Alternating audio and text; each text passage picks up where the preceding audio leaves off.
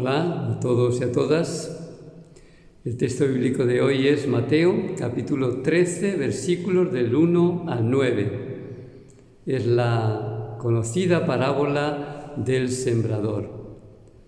A través de esta parábola vamos a intentar comprender por qué la palabra de Dios, que sería esa semilla que siembra el sembrador, no da el fruto que debería dar. ¿Qué ocurre? ¿Por qué esa semilla buena, que es la palabra de Dios, no nos transforma, no produce en nosotros obras buenas? El motivo es fundamentalmente, tal como vemos en la parábola, porque falta interiorizar la palabra de Dios. Muchas veces la palabra de Dios queda en la superficie de nuestra persona y no entra en nuestro corazón, en nuestro ser profundo, y es ahí donde debería entrar para transformarnos. Los diversos terrenos que aparecen en la parábola, el camino, el terreno pedregoso, el terreno lleno de espinos y finalmente el terreno bueno, podemos identificarlos con las diversas instancias de nuestra persona. Creo que dependiendo del lugar donde recibamos la palabra de Dios, dentro de nosotros, en nuestra persona, así serán los frutos. Por ejemplo, cuando se habla de la palabra o de la semilla mejor, que cae en el camino. ¿Con qué aspecto de nuestra persona podría identificarse el camino? El camino no recibe la palabra de la semilla porque es duro y no profundiza. Creo que eso nos ocurre cuando recibimos la palabra de Dios solamente en nuestra cabeza y se queda como una simple idea. Esa idea, como no entra profundamente en nosotros, al día siguiente o pasando un tiempo ya se nos olvida. La palabra de Dios no puede quedar solamente en nuestra cabeza.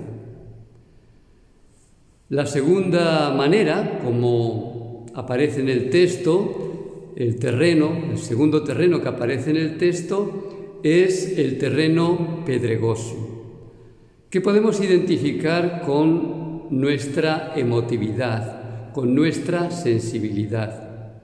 Dice el texto que en el terreno pedregoso rápido brota la semilla, pero como no tiene profundidad, enseguida se marchita, enseguida se pierde. Creo que cuando la palabra de Dios la recibimos en nuestra sensibilidad, por ejemplo, vamos a un retiro o participamos de una Eucaristía muy emotiva o de una procesión, ahí parece como que nos animamos y aparentemente cambiamos. Salimos entusiasmados de un retiro, de una Eucaristía, de una procesión, pero qué poquito dura eso, porque lo recibimos solamente ese mensaje en la sensibilidad.